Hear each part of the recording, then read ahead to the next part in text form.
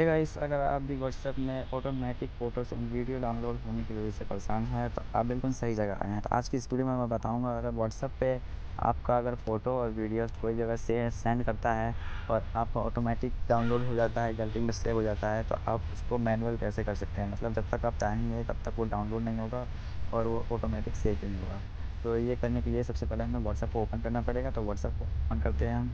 WhatsApp को जैसे ही आप ओपन करेंगे, ऊपर देखेंगे राइट साइड में थ्री डॉट पे क्लिक करके सेटिंग में चले जाना है हमें। सेटिंग में जाने के बाद फिर हमें सबसे नीचे स्टोरेज एंड डाटा के ऑप्शन पे आना है, उसको ओपन करना है। जैसे ही आप ओपन करेंगे, नीचे देखेंगे व्हेन यूजिंग मोबाइल डाटा, मतलब आपका अगर मोबाइल डाटा चल रहा है तो आपका क्या चीज़ ऑटोमेटिक डाउनलोड होगी। मैंने इस समय जो है बंद कर रखा है, आपका पहले से ही चालू होगा ऐसे दिखेगा, आपको उसको बंद कर देना है।